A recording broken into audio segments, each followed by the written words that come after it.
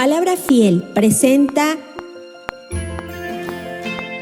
un despertar en la palabra.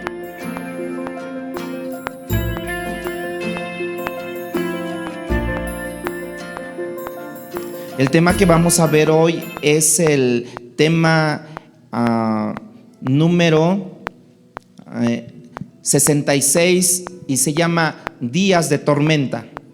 Días de Tormenta se llama este tema del día de hoy. Es en el capítulo 27. Esa es una historia larga y el personaje en este caso es el apóstol Pablo. Y en este viaje que él hace, no van sus discípulos con él, porque acuérdense que va de Cesarea, va a Roma, pero va en barco, ¿sí? Porque en ese barco van muchos prisioneros, en ese barco, prácticamente puros prisioneros van. Nada más le dejaron viajar con Lucas y con otro de sus discípulos. La narrativa es acerca del viaje del apóstol Pablo desde Cesarea, donde él había estado prisionero por ¿cuántos años? 2 años. Y ahora va hacia la isla Manta, donde tuvieron que detenerse debido a un naufragio que tuvieron. Pero luego continuaron hasta Roma ellos.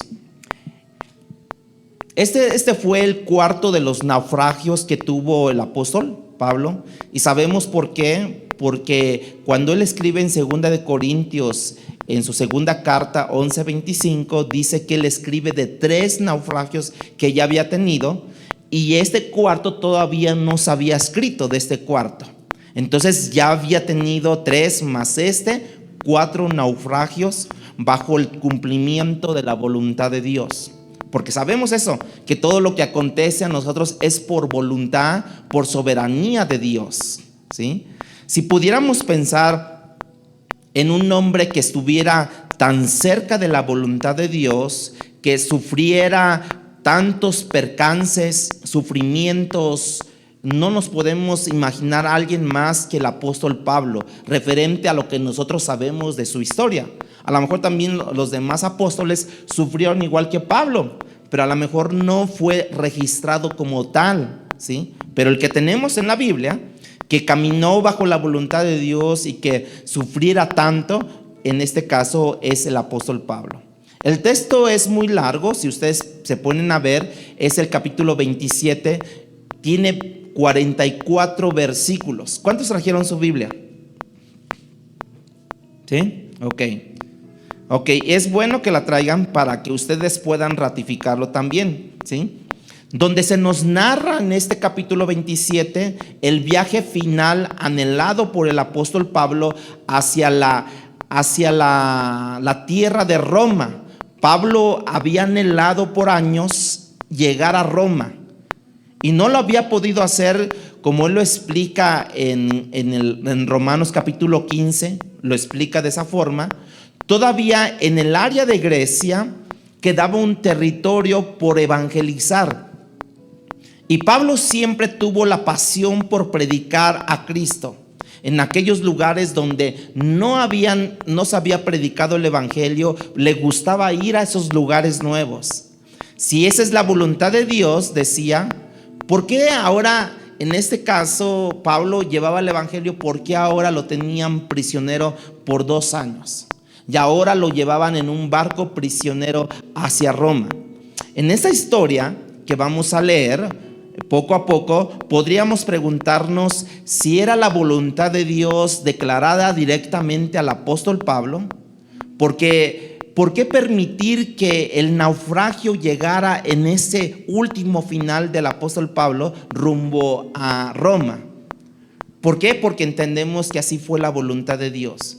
Independientemente de las respuestas que pudiéramos nosotros dar a esas preguntas, lo que sí queda muy claro es que el texto, que en cada uno de los naufragios, que incluyendo a camino a Roma, siempre han ocurrido por la voluntad de Dios, hermanos. Ahora, quiero explicarles algo de la providencia de Dios.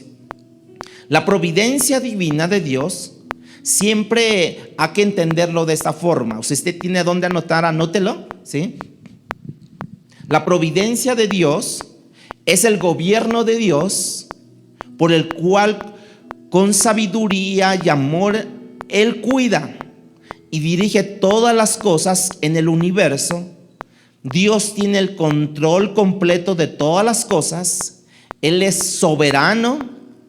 Él es soberano del universo en su conjunto, en el mundo físico, los asuntos de las naciones y el destino del hombre, el destino del ser humano. Dios tiene todo el control de todo esto. Esa es la providencia divina de Dios, hermanos.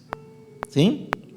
Los éxitos, los fracasos de los hombres y la protección del pueblo de Dios a través de la divina providencia cumple la voluntad de Dios para asegurar que se cumplan completamente sus propósitos.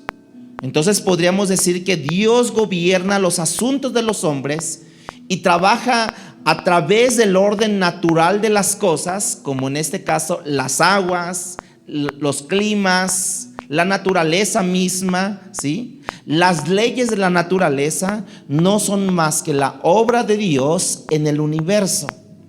Las leyes de la naturaleza no tienen poder inherente en ellos, hermanos. Más bien son los principios que Dios estableció para gobernar todo esto, ¿sí? El universo, las leyes físicas y las leyes espirituales, todas forman parte de un solo diseño para el cumplimiento de la voluntad de Dios.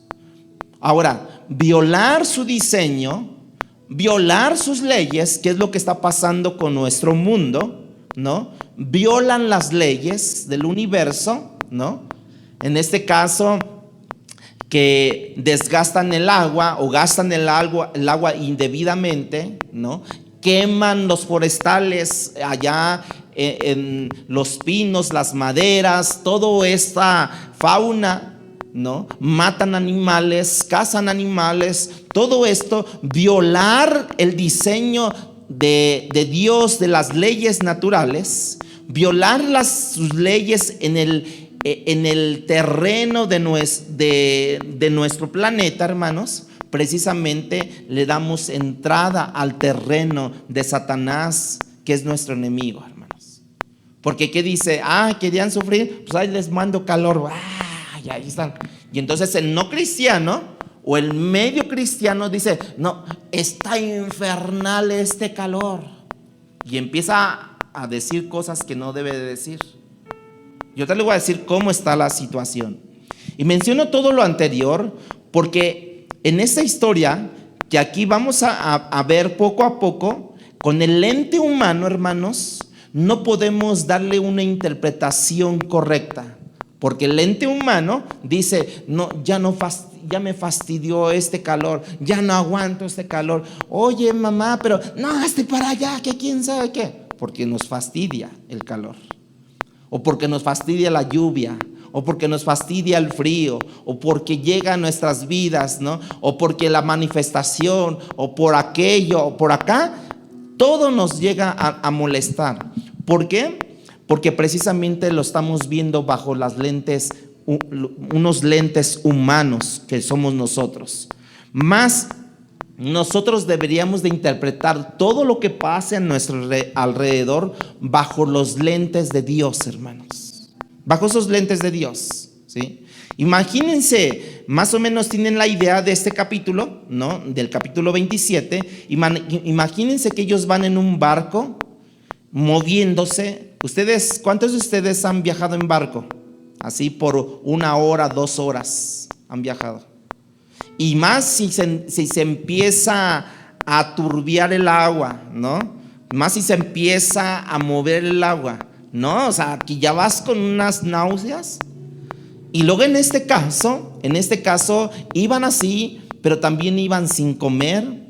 Quizás ahora sin ninguna esperanza de sobrevivir.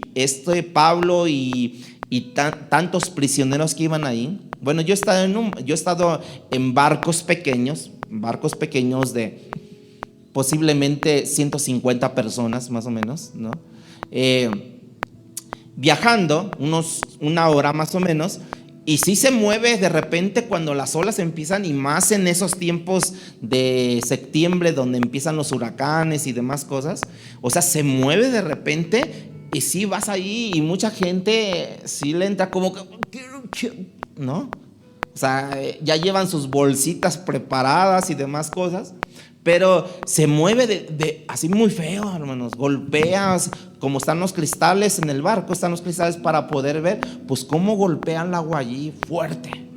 O sea, se siente así. Nunca he sospechado de que nos vamos a hundir ni nada por el estilo, pero siempre te dicen dónde están los chalecos salvavidas, ¿no? Para que puedas agarrar a uno en necesidad, ¿no? Imagínense todo esto. Ahora, Pablo tenía bien claro a quién él le pertenecía y a quién él le servía. Y ese ángel vino, dice la Biblia, vino a su lado este ángel, ¿sí? Un historiador que fue impecable en su redacción fue Lucas, con todos los detalles, hasta el número de personas que viajaron en ese barco, esos presos. Y tú puedes ver el texto que acabamos de mencionar, así que ahorita vamos a leer.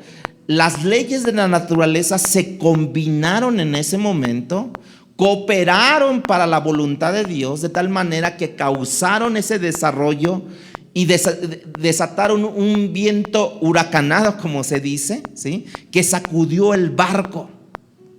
Sacudió el barco, lo rompió el barco totalmente, ¿sí? Hasta que finalmente, después de viajar por días, el barco dice que encalló, ¿no? Causando destrucción completa de esta nave, ¿no? Hasta el punto final de que la gente se salvó a nado, ¿no? A nadar, ¿no? Algunos incluso agarraban tablas, agarraban pedazos de la destrucción de este barco para poderse salvar, hermanos.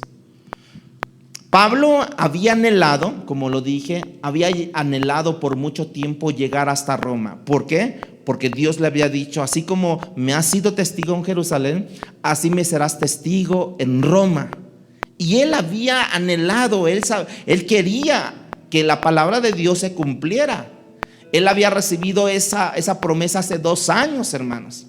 Yo creo que bastaba y suficiente que a lo mejor estuviera un mes preso y al siguiente mes de recibir la palabra del Señor, él pudiera estar ya en Roma. Pero no, pasaron 2 años para poder llegar a Roma, mientras él se dedicó allí en Cesarea, estar preso, pero también a escribir en la palabra de Dios. Escribió lo que fue primera y segunda de Corintios, Efesios, escribió varias de las cartas que hoy tenemos nosotros. Con ese propósito Dios lo tuvo también encerrado, Pablo, ¿no? No nomás encerrado y aquí estoy y cabizbajo, ya no puedo hacer nada, estoy atado, estoy meciendo. O sea, no, hermanos. Dice la Biblia que todas las cosas cooperan para bien a los que aman a Dios. Dios no lo tuvo allí nada más como diciendo, ya nadie te va a perseguir. No. Él estuvo escribiendo revelación de parte de Dios. Roma era famosa por múltiples razones en ese tiempo, hermanos. Y Pablo tenía la oportunidad, bajo la voluntad de Dios, de llegar a Roma por el sueño, por la promesa que Dios le había dicho. Pablo, en este cumplimiento de la voluntad de Dios, hay algo que necesitamos entender nosotros, usted, tú, yo, necesitamos entender sobre la voluntad de Dios, hermanos.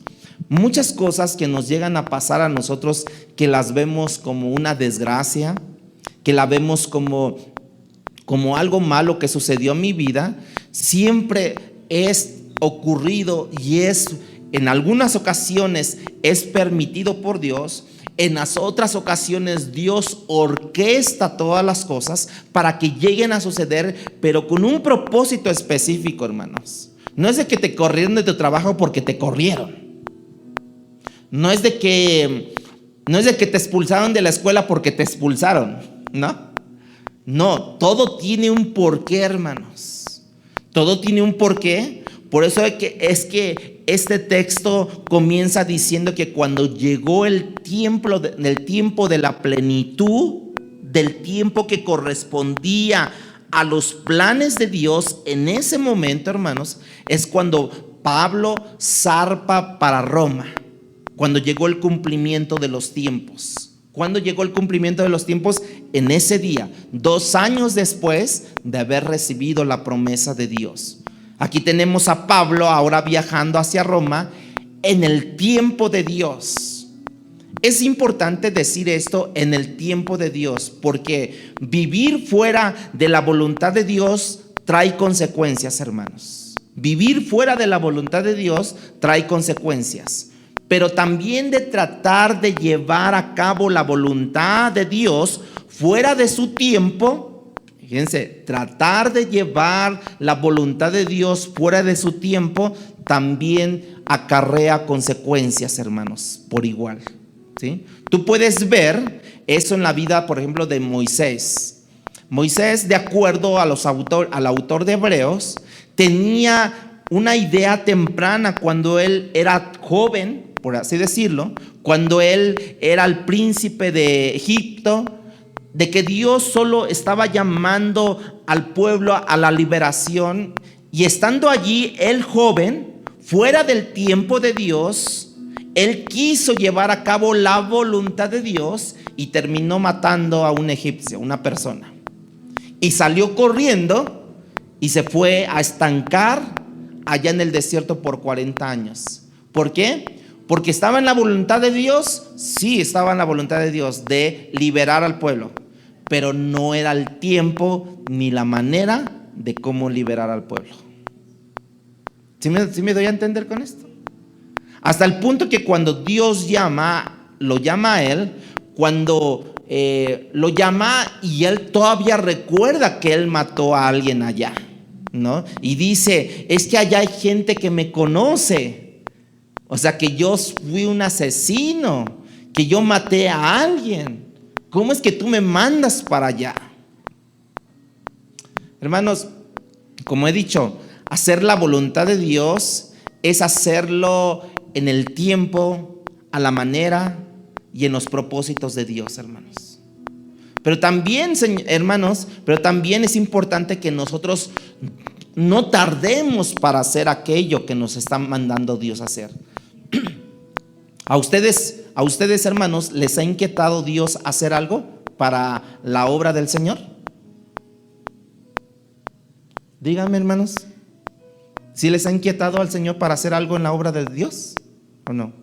¿O no hay nada todavía? ¿No? Bueno, no digo ya. Para Pablo, llegar a una ciudad esplendorosa en términos externos, hermanos, era un lugar extremadamente caída en términos de moralidad. Roma no era cualquier cosa, hermanos. Era como llegar, una vez que yo llegué, cuando me iba yo a Cancún, me decían, pero ¿cómo a Cancún? ¿Qué tiene de malo? Es que es Sodoma y Gomorra. Yo decía, Sodoma y Gomorra, pues ¿qué hay allá, no? Y llegué y pues no, al parecer no, pero ya estando un poquito más allí de tiempo, entonces yo dije, no, si esto sí es Sodoma y Gomorra, ¿no? Donde hay etapas allí, el Spring Break, que le llaman el Summer, varias temporadas allí, que llegan y se destrampan allí los turistas, hermanos. Pero una destrampada que hay, hermanos, que tú te quedas así, wow, ¿cómo va a ser posible? ¿No?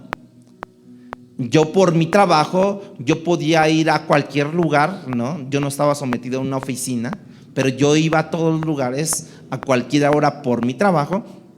Y yo me pude percatar de eso, de que era Sodoma y Gomorra. Y no creo que Pablo llegó a una ciudad esplendorosa, pero extremadamente caída en términos de moralidad, hermanos. Hay un comentarista que habla sobre el libro de los Hechos en los tiempos de Roma. Fíjate cómo él lo dice. Roma era la capital del imperio, desde donde se gobernaba el mundo conocido en ese momento. Roma alcanzó gran reconocimiento debido a su tolerancia con relación a diferentes religiones, hasta el punto de lograr integrar a los romanos, a los griegos, a los judíos y a los bárbaros dentro de una misma sociedad. Roma protegió a la cultura griega y su lenguaje, inculcó el respeto por el cumplimiento de la ley y ganó reputación por su administración eficiente, incluso para la comunicación postal. Y fíjense, 2000 años, hermanos, atrás, tenía Roma tanta fama por su comunicación postal.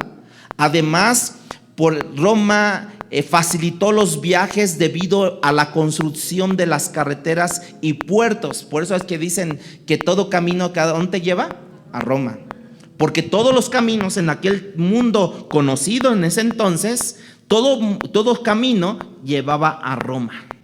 Porque de Roma se hicieron las carreteras, la infraestructura para poder llegar a cualquier punto, ¿sí? Además, Roma se hizo famosa por sus edificios extraordinarios, dice este comentarista.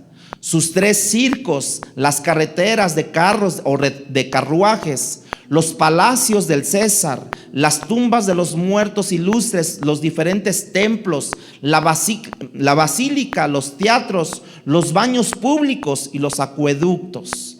Además, Roma era rica en su actividad comercial, social, política y religiosa.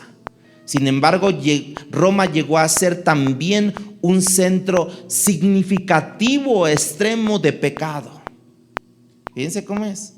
A esta ciudad es donde Pablo quiere llegar, porque ninguna otra ciudad necesitaba más el evangelio que Roma en esos momentos, precisamente por su decadencia, y la única esperanza era el evangelio de Jesucristo hacia Roma.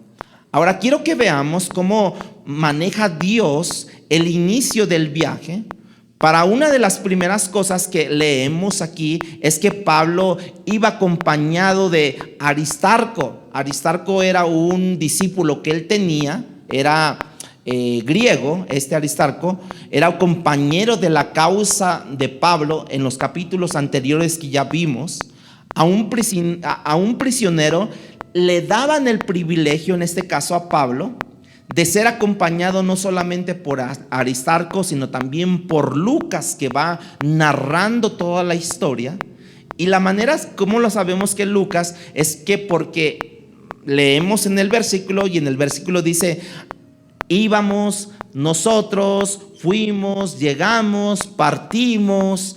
Y entonces entendemos que Lucas estuvo allí narrando toda la historia, de manera que a un prisionero se le da la oportunidad de viajar con dos compañeros más. Eso también fue providencial de parte de Dios, hermanos.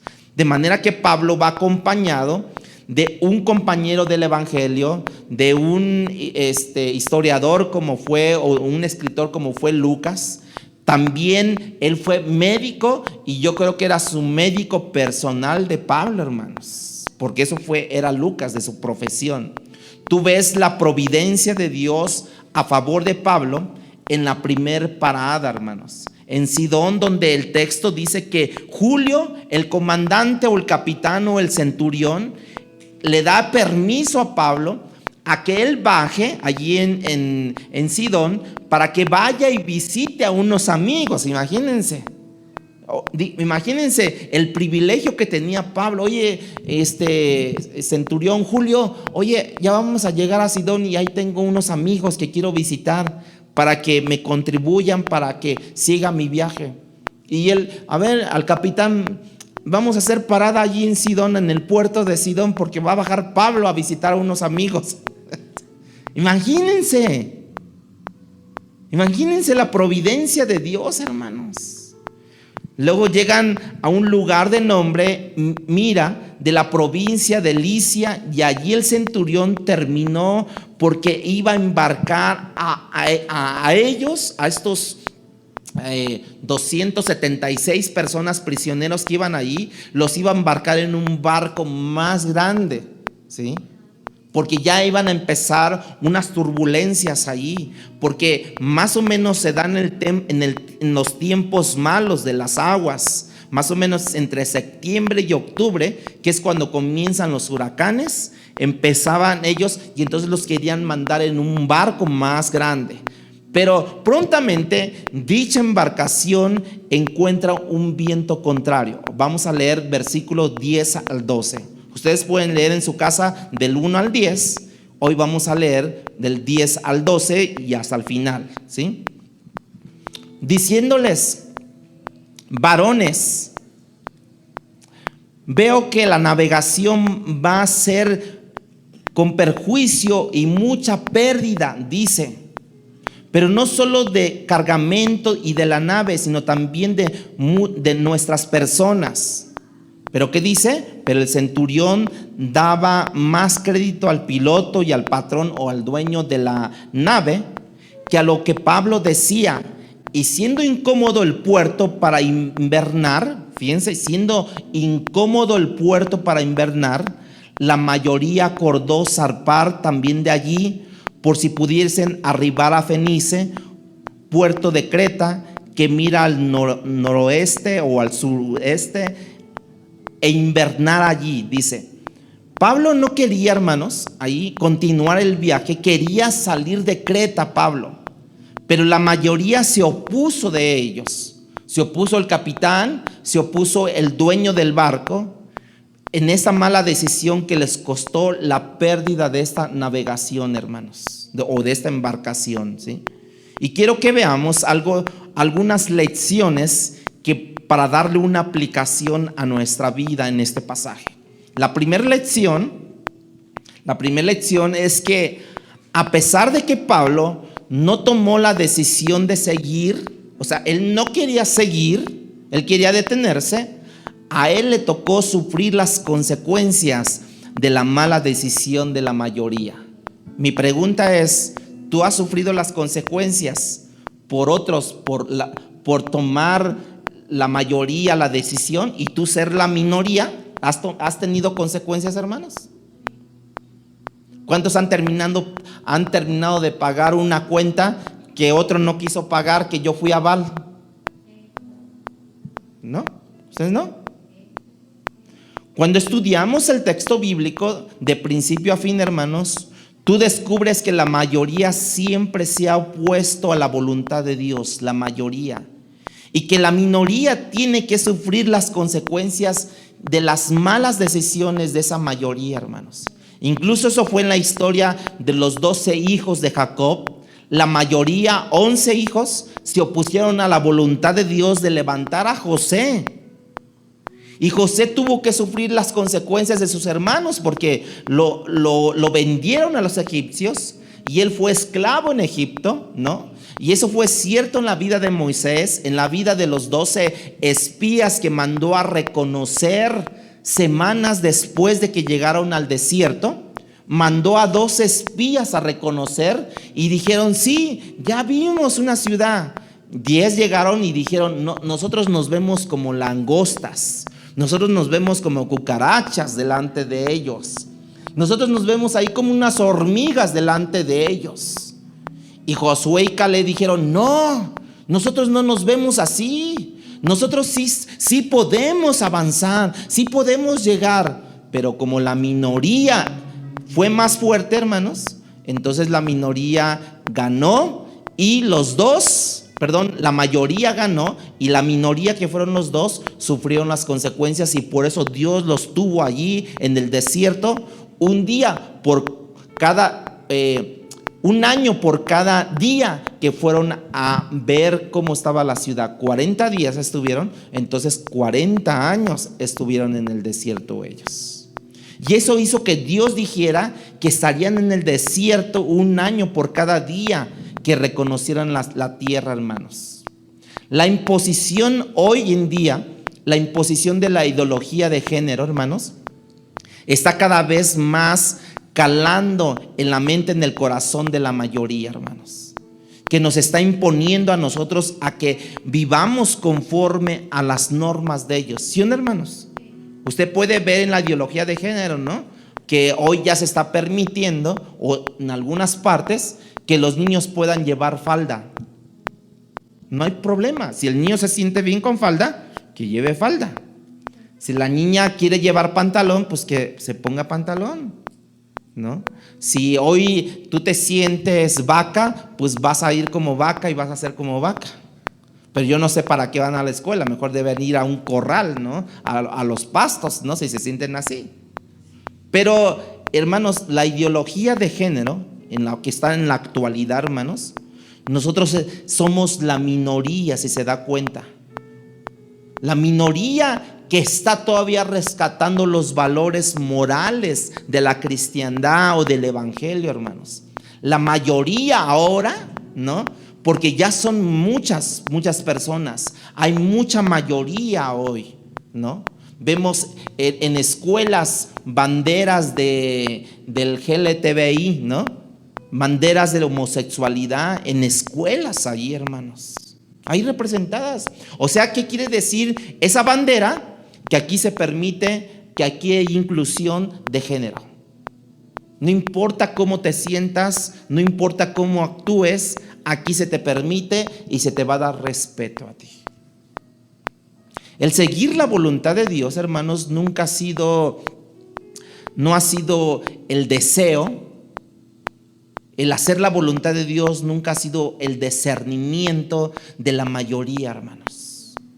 Y esa va a continuar así. Muchos dicen que va a cambiar México o el mundo para bien. No, va a cambiar para mal cada día, hermanos. Mal cada día, como lo revela la palabra de Cristo cuando dice: muchos son los llamados, ¿pero qué? Pocos son los escogidos. Muchos son los llamados, muchos vienen a la iglesia, hermanos, muchos vienen a la iglesia, pero son pocos los escogidos. A pesar de que la mayoría escogió contrario a la voluntad de Dios, en esa historia, eso no escapó de la providencia de Dios, hermanos. Y eso es parte de cómo Dios decide gobernar la tormenta del viaje, ¿sí? Y llega el apóstol Pablo con motivaciones que solamente estaban en su mente y en el corazón del apóstol Pablo. Vamos a los versículos 14 al 20.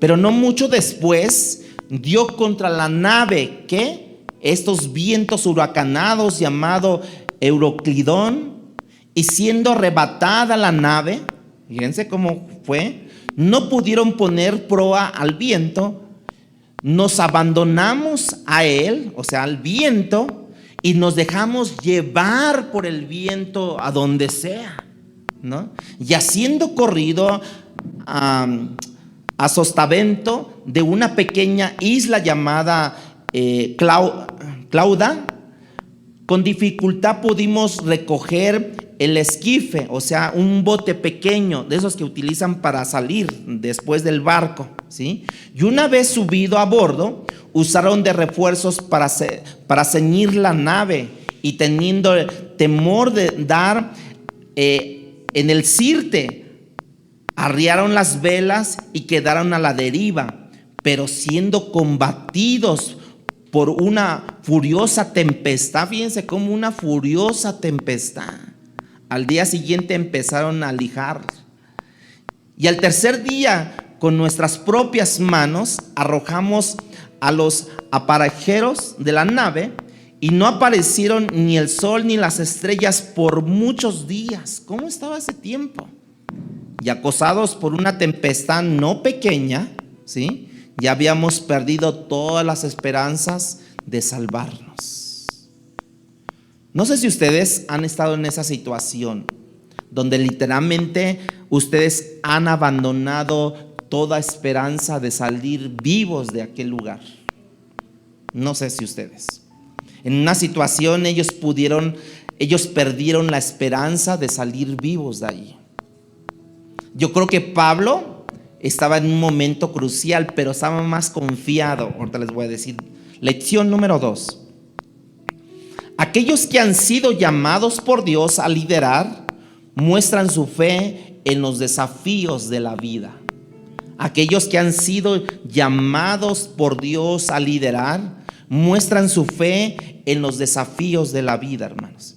Y esa fe hace crecer su liderazgo mientras otros se amedrentan, hermanos. El líder no es el pastor, no es el profeta, el líder no es el misionero. Aprovechando, si tú eres padre de familia, muchas felicidades, porque es el Día del Padre, ¿verdad? Si tú eres padre de familia, Dios te hablará y te seguirá hablando en el día de hoy para que nosotros podamos arraigarnos más en la palabra del Señor, ¿sí? Si tú eres padre, has sido llamado a liderar tu casa. Si tú eres esposo, tú has sido llamado a liderar allí en tu familia. Muestra su fe en los desafíos de la vida, hermanos. Y esa fe hace crecer su liderazgo mientras otros se amedrentan por lo que está pasando, que los desafíos de la vida, hermanos. Pablo lideró estas circunstancias. Pablo fue precavido. Pablo fue proactivo también, hermanos. Si tú eres líder de alguien, piensa eso en lo que tú vas a ser proactivo. Oiga, es que no vino. Pues bueno, vamos a quedarnos aquí otro rato. No, proactivo, hablar, vamos a hacer. Y lo que hizo Pablo fue hablar, confrontó el error. Versículo 21 dice: entonces Pablo, como hacía ya mucho que no comíamos, Lucas está narrando, puesto en pie en medio de ellos, dijo: habría sido por cierto conveniente, oh varones. O sea, le estaba hablando al capitán, le estaba hablando a Julio, al comandante y a todos ellos, haber oído y no zarpar de Creta, tan solo para recibir este perjuicio y pérdida. Nota cómo el líder espiritual sabe liderar hacia adelante, hermanos. Él no se deja simplemente con la confrontación, sino que Pablo no se conformó con señalar sus faltas, sus errores que cometieron ellos, sino que habiendo él señalado esas faltas, esos errores que cometieron, el líder espiritual pasa a otro punto, es ahora animarlos a ellos para que continúen el viaje. Versículo 22 dice: pero ahora os exhorto a tener buen ánimo, tripulación, todos los que están aquí tengan buen ánimo, pues no habrá ninguna pérdida de vida entre vosotros, sino solamente la nave va a ser destruida. Y todos dirían: ¿y nosotros? Bueno, si la nave va a ser destruida, ¿y nosotros dónde quedamos? Con ese barquito, en esa lanchita que tienen aquí, no vamos a caber los 270 y tantas personas. Eso es lo que el líder espiritual está expuesto a hacer, hermanos. Él es proactivo, toma iniciativa, también confronta los errores, pero junto con él trae la motivación espiritual, pero también emocional, para continuar adelante. ¿Por qué emocional? Porque en el pasaje no trae evidencia que los prisioneros, los 200 y tantos, no creyeran en Dios. Entonces trae él como que un ánimo, un motivante emocional para sus vidas. Pablo tuvo fe hacia Dios cuando otros lo habían perdido la fe. Vean el versículo 23. Porque esta noche ha estado conmigo el ángel de Dios, de quien yo soy y a quien sirvo. Fíjense cómo pasa esto. No es simplemente un ángel, hermanos. Es que el ángel viene de parte de alguien a quien yo le pertenezco, dice. El ángel viene de parte de Dios, y ese Dios es a quien yo pertenezco, y no solamente a quien yo pertenezco, a quien yo sirvo, ¿sí? Es algo grandioso que el apóstol Pablo empieza a tener allí, ¿sí? En el versículo 24 y 25 dice, diciendo Pablo: no temas. El ángel le dijo a Pablo, de parte de Dios: no temas, es necesario que comparezcas ante el César. ¿Y César dónde estaba? En Roma. Y aquí Dios te ha concedido todos los que navegan contigo. O sea, Dios te ha concedido, o sea, que tú vas a llegar con ellos allá. Por tanto, oh varones, tener buen ánimo, porque yo confío en Dios que será así como se me ha dicho. La confianza en Dios, hermanos, no es verdadera hasta que es probada en medio del peligro. La confianza en Dios no es verdadera hasta que no es probada en medio del peligro. ¿Cuántos de ustedes han tenido situaciones y tú dices, yo tengo fe, pero a la mitad del camino, esa fe se desmorona, esa fe desfallece, ya no confías en Dios, confías más en tus pensamientos, en tu articulación verbal, confías más en tu conocimiento, confías más en las cosas de este mundo, confías más como en esas partes de que, en los sobornos, confías más en las cosas que te pueden ayudar a ti que en confiar en Dios, hermanos. Y lamentablemente eso se ve, hermanos, que confiamos más en este mundo que confiar en Dios. Confiar en Dios es precisamente no tener nada, y tú dices, yo confío en ti, que tú vas a abrir la puerta a Dios. Y no te mueves de allí, hermano, no te mueves de allí. Y de repente Dios te abre la puerta. ¿Cuántas han experimentado eso, hermanos? Fíjense cómo son muy pocos, hermanos. Si Dios te va a mandar a lanzarte, no preguntes dónde está el paracaídas. Si Dios te manda a lanzarte, no preguntes dónde está el paracaídas. Si no es preguntar cuándo lo hago, cómo lo hago, para que tú puedas dar el brinco. ¿Sí me entiendes? Cuando Dios te dice, abre una obra, ¿no? Abre una obra. Y tú dices, pero ¿dónde está el paracaídas? O sea, ¿dónde está el dinero? ¿Dónde está esto? ¿Dónde está aquello? No preguntes. Tú más dile al Señor cuándo y en dónde y con quién. Y ya, se acabó el asunto, ¿no? Hermanos, de verdad, la providencia de Dios orquestó que el viaje de Pablo fuera en los meses de mayor peligro. No sé por qué, pero así lo orquestó Dios, que fuera en los meses de mayor peligro. Final del otoño, principios de invierno. La misma providencia hizo operar las leyes naturales o de la naturaleza para que se levantara una tormenta, como dice Pablo, no pequeña, o como lo dice Lucas, no pequeña, que lo hizo naufragar a Pablo. Fue la misma providencia que permitió que la mayoría prevaleciera por encima del consejo de Pablo, hermanos.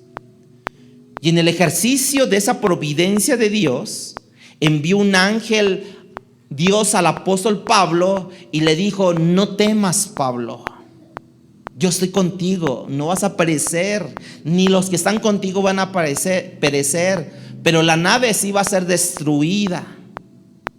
No temas. El líder espiritual está allí para beneficiar al mundo físico, hermanos. ¿No le ha pasado a usted que cuando llegas a una tienda está vacía totalmente? Y llegas tú y compras y empiezas a comprar y de repente empieza a llegar gente así como, ¿y ahora qué? ¿Dónde estaba la cola, no? O sea, de repente, y hasta te dice la gente, oiga, ¿qué trae? Porque pues de repente no había nada de gente y ahora usted llegó y ha llegado. Y allí es el tiempo de predicar y decir, mire Dios, ¿no? Pero ya ni te pelan porque ya tienen mucha gente para qué atender. Lección número 3. Nada como estar en una tormenta, en este caso, un naufragio para poner en relieve el egoísmo de los que están siendo probados, hermanos. Lección número 3. Nada como estar en tormenta, en este caso, un naufragio para poner en relieve el egoísmo de los que están siendo probados. Versículo 30. Dice que entonces los marineros procuraron huir de la nave y echando el esquife, o sea, la lanchita, el barquito pequeño, al mar, aparentaban como que querían largar las anclas de la proa. Aparentaban, entonces lo echaban, no, es que queremos alargar la proa, y no, querían huir, ¿no? En un barquito. Esta gente manifiesta su egoísmo, hermanos. No les importó la vida de los demás. La inclinación natural de los seres humanos, lamentablemente incluyendo la mayoría de los hijos de Dios, es tomar decisiones después de que ellos hayan considerado que es el mejor y más conveniente para mi vida. Cuando nosotros quisimos comenzar aquí, hermanos, díganme si teníamos dinero ahorrado.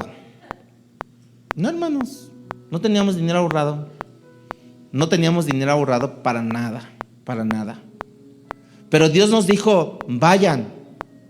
Bueno, Dios me dijo más bien. Dios me dijo, ve. Y yo digo, va, órale, va. Si tú vas conmigo, hay un canto que cantaba mucho mi papá. Si tú vas conmigo, pues ¿por qué de temer? ¿No? Y ya llevamos un poco más de un año y Dios nos ha sostenido. La cuestión, hermanos, es que, como dice el número 3, nada está como esa tormenta, este naufragio para poner en relieve el egoísmo de los que están siendo probados, hermanos. ¿Sabían que hay mucha gente que cuando llega el tiempo de las ofrendas, de los diezmos, mides y dices, no, es que si yo doy más, me voy a quedar sin comer? Pero Dios está diciendo, da más. No seas mezquino, no seas codo, como decíamos coloquialmente nosotros, ¿no? Así decimos, da más. No, Dios, porque tú dices que debo de ser inteligente y si no el jueves ya no tengo para la comida. Está siendo probado, tú no sabes que está siendo probado por Dios. Mire, a mí me ha pasado a mí eso, y que yo doy, ¿no? Y ya, me voy así.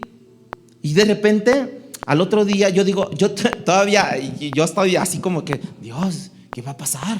¿No? Confía en mí. Y al otro día, yo estoy así, diciendo todavía en la mañana, reflexionando, ¿qué voy a hacer, Dios?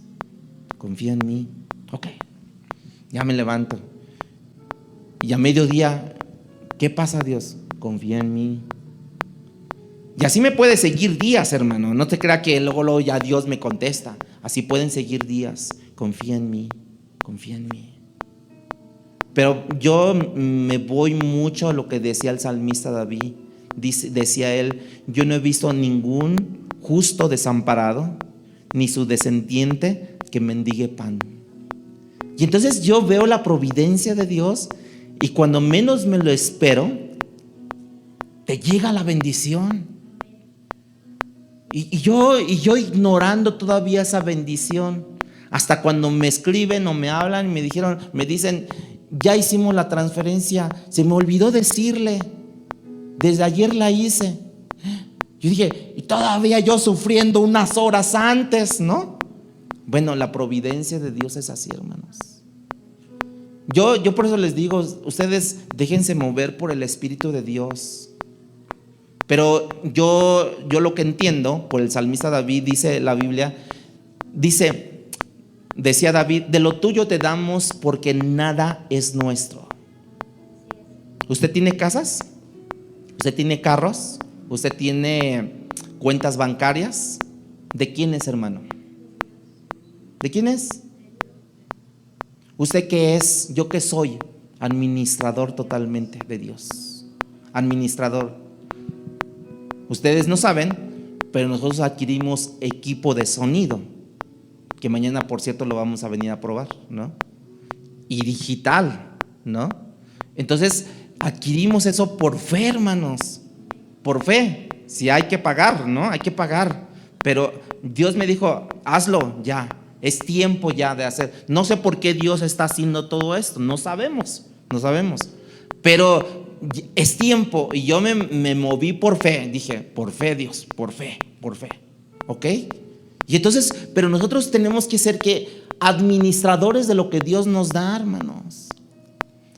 Como tú eres administrador de lo que Dios te da, Dios no va a dejar desamparada a tu familia. De lo que Dios te dice, de ahí, haz de cuenta que te da, el patrón te da una cierta cantidad que le llamamos la caja chica en las empresas. La caja chica, te dice, la caja chica es para que compres plumas, papelería, cosas así pequeñas. Te da una cantidad semanal, mensual, lo que sea. Se le llama la caja chica. La cuenta bancaria precisamente es para pagar las cuentas grandes. Bueno, hermanos, nosotros tenemos, algunos podrían tener una caja chica porque Dios no nos puede dejar la cuenta bancaria. A otros les deja la cuenta bancaria precisamente para pagar las fuertes cantidades, hermanos. Pero al final del día, es que con mi esfuerzo, es que con mis habilidades, con mis estudios, que quién sabe, me gané con el sudor de mi frente. Bueno, sí, hermanos, pero ¿quién te dio la fuerza? ¿Quién te dio las energías? Dios. ¿Quién te dio la administración de lo que tú tienes ahora? Dios. Y cuando Dios te dice, da para la iglesia, no para mí, hermanos, Dios lo sabe que nada hemos agarrado hasta el final, al final del día, no hemos agarrado nada, y lo sabe el administrador o los administradores de la iglesia, no hemos agarrado nada. Todo lo hemos ocupado para ir acumulando cosas, comprando cosas para el avanzamiento, como en este caso, todo lo que usted está escuchando se sube a las redes sociales. Hay mucha estructura en esto, aunque se ve pequeño, pero hay mucha estructura en todo esto, hermanos. Sin embargo, en este punto pudieron ver ellos la flaqueza que había en el ser humano. Estos marineros procuraron huir de la nave, hermanos. Y esta gente manifestó el egoísmo, no les importaban los demás. Y así piensa esta naturaleza egoísta de este mundo, hermanos. No, yo no voy a dar porque de seguro el pastor se va a hacer rico. No, si yo ya soy rico, hermanos. Ya soy rico en Cristo. Yo no necesito dineros. Yo no necesito dinero humano. Yo necesito la bendición de Dios, hermanos. Que por eso trabajo, ¿no? Por eso tenemos negocio. Por eso hacemos las cosas, ¿no? Pero no estamos aquí, hermanos, para que se me dé a mí dinero. No, hermanos, no. Ya cuando llegue el tiempo, a lo mejor Dios me va a decir, ya deja de trabajar. Y creo que va a ser duro para mí. Deja de trabajar, dedícate a esto. Pero ustedes saben que los que nos dedicamos a esto, o no saben ustedes, pero los que me escuchan saben lo que nos dedica tiempo el pastorado, hermanos. Estar estudiando, estar investigando, estar hablándole a la gente, ¿cómo estás? O sea, hacer todo esto. El egoísmo, en el diccionario de la Real Academia, hermanos, dice así: el egoísmo. El egoísmo es inmoderado y excesivo amor a sí mismo, que hace atender desmedidamente al propio interés sin tomar en consideración a los demás. Eso es lo que significa el egoísmo. Esa es la inclinación natural, hermanos, de nuestra naturaleza caída. No doy porque dicen, con trabajos me alcanza. Decían por ahí en algunas ocasiones, ¿no? ¿Por qué no diezmas? Es que si diezmo, porque no puedo diezmar. ¿Por qué? Porque si apenas si me alcanza. Da ese paso de fe, hermanos. Da ese paso de fe. Da ese paso de fe, hermanos. Y vas a ver que no solamente te va a alcanzar, sino te va hasta sobrar. Esa es la inclinación natural del hombre caído, incluyendo los hijos de Dios, aquellos que han aceptado a Cristo, que ya llevan mucho tiempo en el Evangelio, incluyendo muchos de aquellos que hemos sido llamados a liderar, hermanos, porque también hay muchos pastores que son bien mezquinos, hermanos, que todo para mí, pero hay gente en necesidad en las iglesias y no son para poder ayudarles. Al tomar las decisiones, hermanos, puede considerarse de qué manera me va a afectar a mí eso. O sea, tenga, hermano, para esto. No, pero no, mejor no le doy porque si no me voy a quedar sin nada. No. La lección número 4: las tormentas ponen de manifiesto el interés primario del líder espiritual, hermanos. ¿Cuál es el interés primario del líder espiritual? El bienestar del otro, aún por encima del tuyo, hermanos. ¿Qué haces tú como padre, como madre, cuando no tienes más que medio litro de leche? ¿Qué haces tú si tienes 2 hijos, hermano? ¿Qué haces tú como padre, como madre? Yo se los doy a mis hijos, ahí están. Y tú te quedas sin leche. Es más, te quedas con la sobrita de la garrafa, ¿no? Y te quedas, ya, se acabó para ti. Bueno, en este caso, la lección número 4, las tormentas ponen de manifiesto el interés primario del líder espiritual. ¿Cuál es? El bienestar del otro por encima del tuyo. ¿Sí es correcto, hermanos? Si tú eres esposo, como lo dije, si tú eres padre de familia o madre de una casa, ¿no? Si tú eres un pastor, si tú eres un misionero, las tormentas de tu vida precisamente van a poner de manifiesto lo que debe de ser tu interés primario. Y el interés primario es el bienestar del otro por encima del tuyo, hermanos. Versículo 31, escucha el interés de Pablo por preservar la vida de los demás. Pero Pablo dijo al centurión o al comandante, a Julio y a los soldados, les dijo: si estos no permanecen en la nave, o sea, los que ya se estaban huyendo, vosotros no podéis ser salvados. O sea, Pablo supo a dónde ir con las personas que representaban la autoridad y les dice cómo está la situación. ¿Sabes qué? Tus soldados se quieren ir de la nave, pero se quieren ir con la navecita allí y vamos a perecer todos aquí. También porque si se van tus soldados, hay una descompensación que sufre la nave también. Hay una descompensación. En el área de la náutica, hermanos, la compensación que tiene en la proa precisamente lleva agua, lleva un vacío también. Ese aire permite que el barco no se pueda hundir. Pero se utilizan varias facetas físicas que precisamente te lleva a una estabilidad del barco. Si tus soldados se quieren ir, vamos a perecer. No vamos a tener herramientas para poder salir de este barco. Pablo no solamente procuraba su vida, sino la de 270 y tantas personas que también iban ahí presos. Pablo supo ir. El interés de Pablo no era simplemente preservar su vida. A mí Dios ya me dijo que voy a preservar mi vida, pues me importan los demás. No, sino preservar la vida de los demás, el bienestar de todos los que estaban siendo transportados en esa nave, era el interés de Pablo. Cuando simplemente tenía que ver ese bienestar propio, por así decirlo, hoy egoístamente lo podemos decir, ¿no? Dice que coman mis dientes aunque mis parientes, ¿sí? Así lo dice el dicho, ¿no? No, pues yo me voy a echar mis tacos y voy a llegar y me voy a lavar rápido la boca para que, ¿no? Porque nomás me alcanzaron para 2. Oye, pudieses llevar 2, uno para ti y otro para tu hijo, para tu esposa, para tu esposo, para lo que sea, ¿no? ¿Por qué? Hermanos, Pablo supo aquí que por encima de su bienestar estaba el bienestar de las demás personas, hermanos. Versículo 33, 34.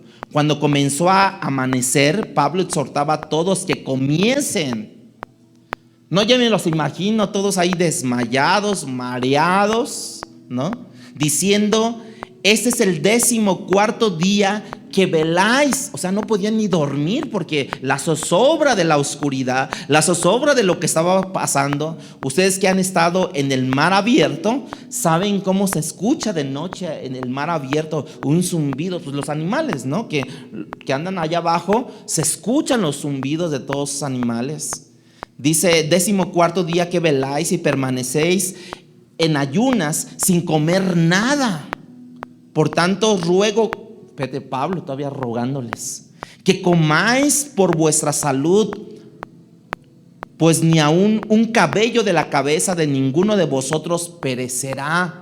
¿Por qué, hermanos? Porque estaba la promesa dicha por Dios, que ustedes no van a perecer en medio de esta prueba.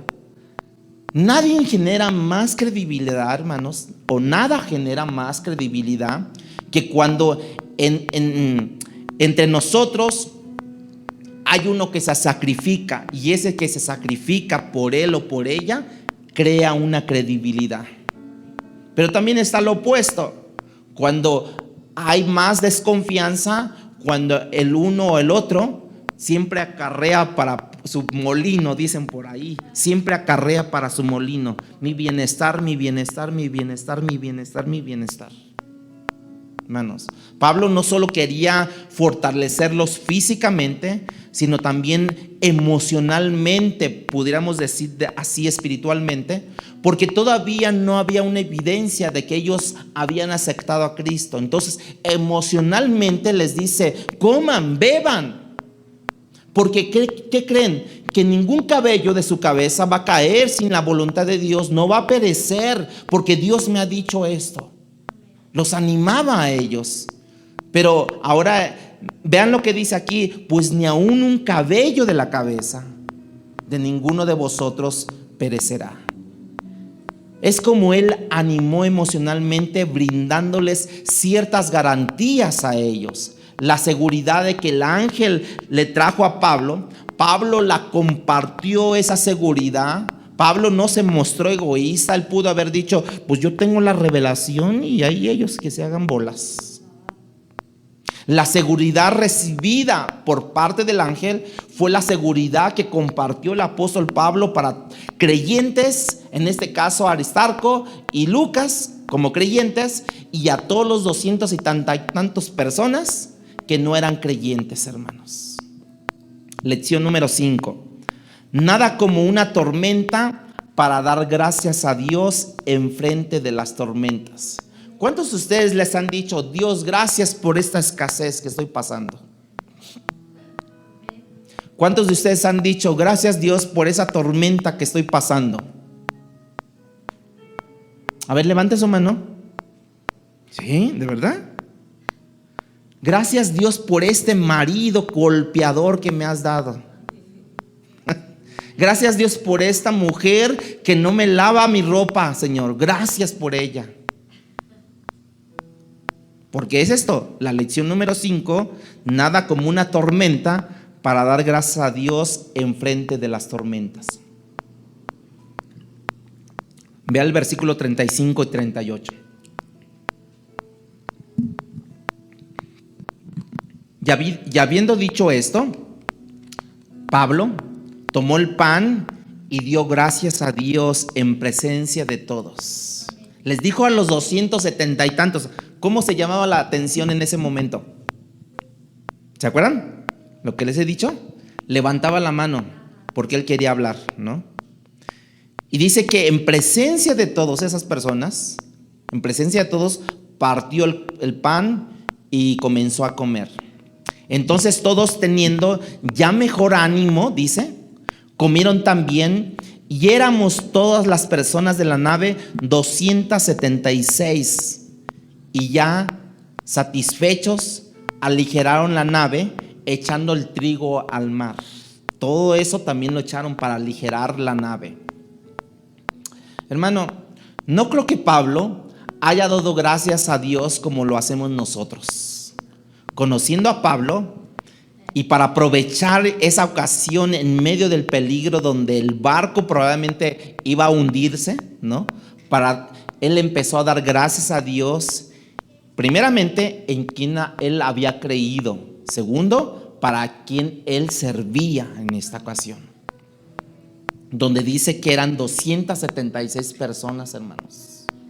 O sea, imagínense, ¿no? Imagínense, hey, vamos a comenzar a orar a Dios, a dar gracias a Dios por los alimentos.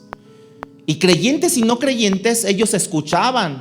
Ellos decían, bueno, ¿qué dirá Pablo? A ver, y yo creo que también les echó ahí una buena plática sobre el evangelio de Cristo, ¿no? Pablo sabe que la tormenta no es tiempo para quejarse. Y muchas veces en las casas, en las familias, cuando están las tormentas, es cuando más hay quejadera, hermanos. Es cuando más se queja uno. Pero Pablo supo que en medio de la tormenta no era el tiempo para quejarse. No olvides que tu queja y mi queja, cuando hayan, ¿sí, hermanos?, estén ocurriendo, son siempre en contra de la voluntad de Dios. ¿Por qué? Porque precisamente Él gobierna los eventos que ocurren alrededor de mí. Cual sea, hermanos, cual sea la tormenta, cual sea la necesidad, cual sea, darle gracias a Dios por eso. Decirle, Señor, tú eres el soberano, tú tienes el control de todo, tú sabes por qué está pasando todo. Muéstrame, enséñame qué es lo que necesito para este momento preciso. Y Dios te va a enseñar y Dios te va a mostrar. ¿Por qué? Porque Él gobierna toda la interacción con los hombres, con las mujeres, todo lo que pase alrededor de ti, Dios gobierna todo eso. No hay un solo evento, hermanos, no hay un solo intercambio, en este caso, una sola gota de la tormenta que no llega al barco si no es la voluntad de Dios, hermanos. Lección número 6. De la misma forma que las tormentas revelan la bondad espiritual del líder, como vimos con Pablo, que da gracias, que comparte el pan, que los exhorta toda la noche, esas tormentas revelan también la maldad del corazón humano y sobre todo aquellos que no conocen a Dios. Las tormentas revelan la bondad de unos, pero también manifiestan la maldad de otros. Versículo 42. Entonces los soldados, fíjense cómo es, acordaron matar a los presos para que ninguno se fugase o se fugara, ¿no? Nadando. ¿Qué decidieron los soldados? Matar a los presos. Los soldados estaban probablemente calculando si estos presos escaparan, posiblemente nosotros vamos a rendir cuentas y tengamos que pagar con nuestras propias vidas, y que era verdad, no era mentira. Ellos iban a pagar por las vidas de ellos. Era verdad, y por eso es que ellos querían matar a todos los prisioneros. Muy distinto de como Jesús pensó en un momento dado, quien dijo, prefiero perder la vida para que ellos o los demás tengan vida eterna, que ellos morir. Por eso dice la Biblia que Jesús vino a dar vida, y vida en abundancia, hermanos. Si tú eres líder espiritual, si tú eres esposo, tú eres esposa, tú eres padre de familia, estoy hablando mucho porque es el Día del Padre, ¿no? Esa es la manera como nosotros necesitamos pensar. Yo prefiero morir a mí mismo todos los días en las cosas pequeñas, que son mucho más difíciles de hacer, hermanos. Tú decides minuto a minuto morir a ti mismo para que otros tengan vida, y esa vida abundante en Cristo Jesús. La providencia de Dios es capaz de poner gracia en el corazón del otro para que esa gracia actúe a favor en el cumplimiento de los propósitos de Dios en tu vida, hermanos. Dios puso una gracia para Pablo para preservar su vida, Y la única manera de hacerlo era preservando la vida de todos. Versículo 43 dice: pero el centurión Julio, o el comandante, queriendo salvar a Pablo, fíjense, queriendo salvar a Pablo. Pablo era muy especial si lo dejó bajar en Sidón para que fuera a visitar a unos amigos. Ya Pablo, ya vámonos ahora, arránquenle, vámonos otra vez. Prisionero. Ahora este prisionero que también no le hizo, este comandante Julio, que no le hizo caso a Pablo cuando le dijo: ¿saben qué? Así hagan. No le hizo caso, prefirió hacerle caso al capitán y hacerle caso al dueño de la barca, del barco, ¿no? Bueno, ahora queriendo salvar la vida de Pablo, les impidió este intento de ¿qué? De matar a todos los prisioneros. Y mandó que los que pudieran nadar se echasen primero y saliesen a la tierra. El interés del centurión en Pablo, hermanos, es una gracia de parte de Dios. Es una gracia de parte de Dios solamente, que no le hizo caso primeramente a Pablo. Es el mismo centurión que quiso ahora preservar la vida de Pablo, ¿sí? Lección número 7.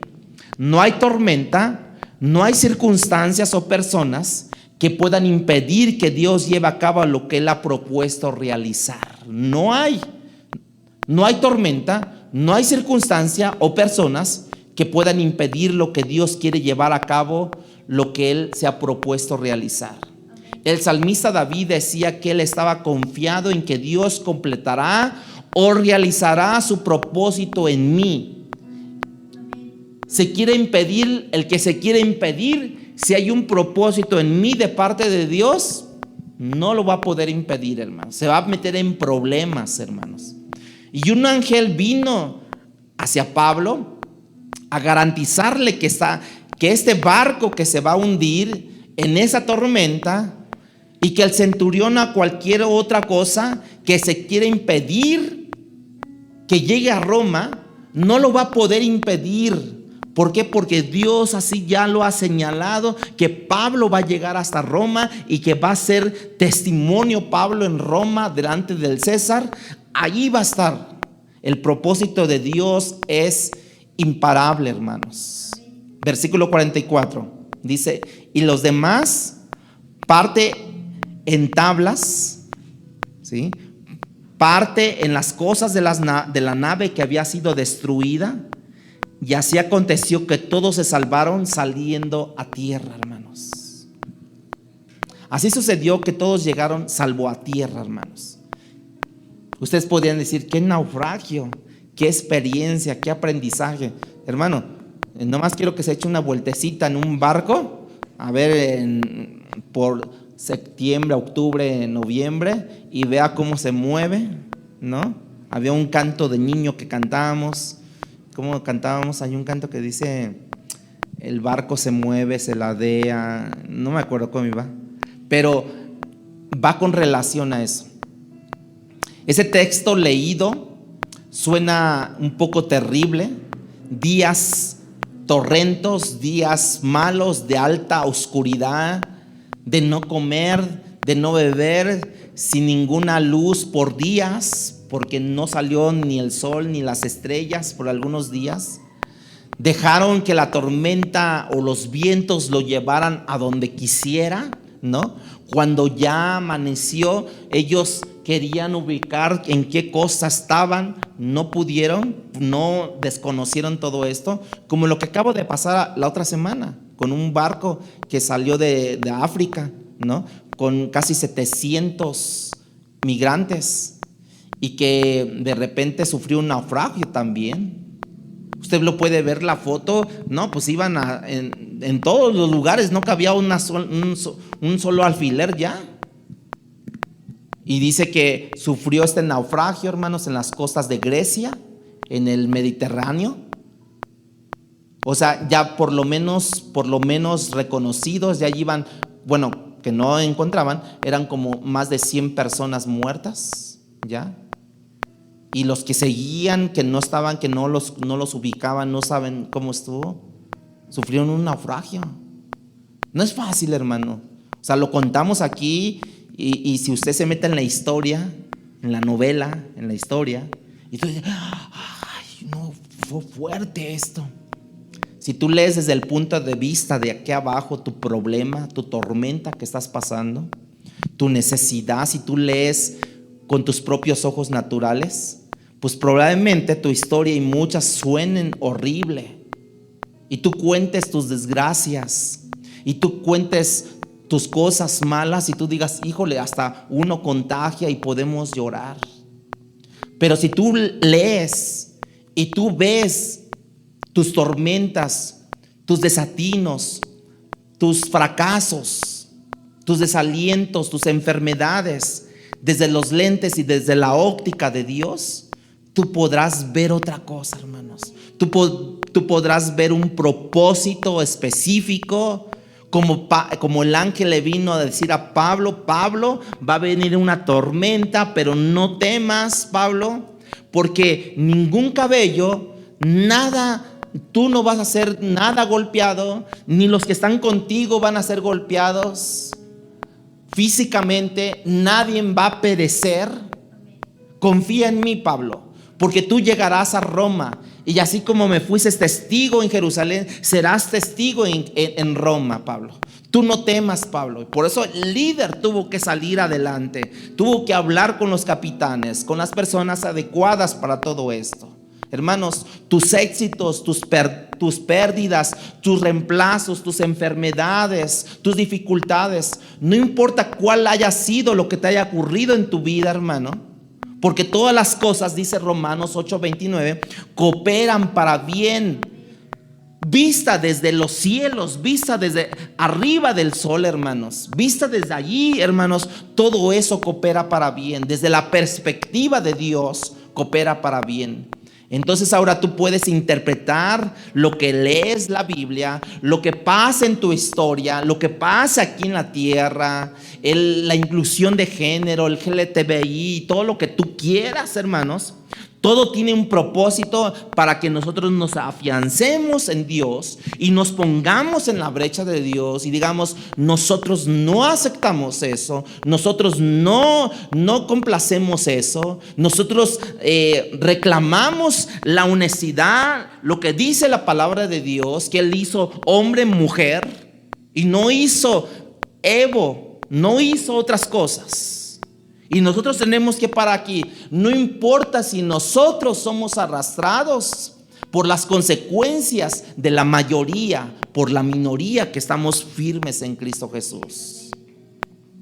De manera que mi consejo, pudiéramos decirlo pastoral en esta mañana, que tú puedas ir y hacer una decisión y que jamás intentarás, ni en las historias bíblicas, ni en tu propia historia, hermanos, verlo desde la óptica humana, sino verlo desde la óptica de Dios, todo lo que pase a tu alrededor, hermanos.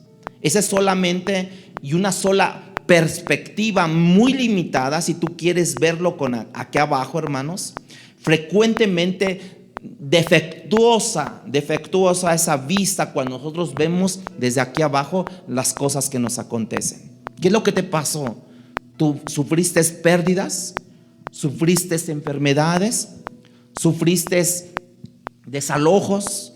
¿Sufriste enfermedades, tribulaciones? Si tú lo quieres ver desde esta óptica de este mundo, hermanos, que frecuentemente esa vista está defectuosa, hermanos, con ningún lente podrás tener una visión clara, con ningún lente, hermanos.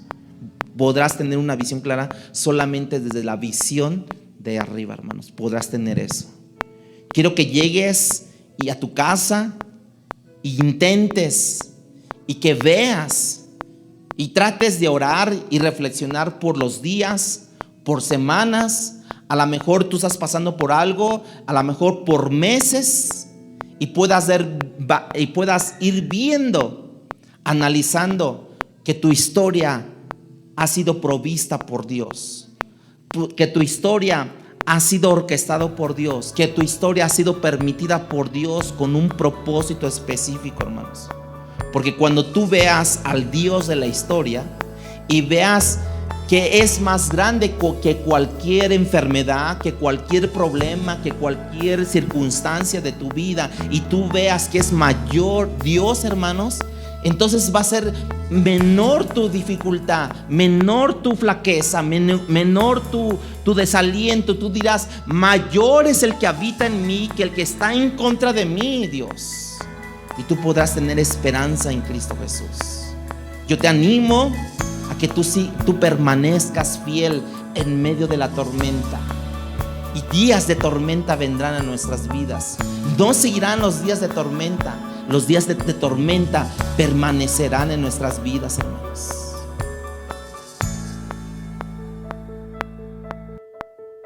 Palabra Fiel presentó Un despertar en la palabra. No olvides buscarnos en Facebook y YouTube como Iglesia Palabra Fiel CDMX y seguir las transmisiones por Zoom de cada domingo.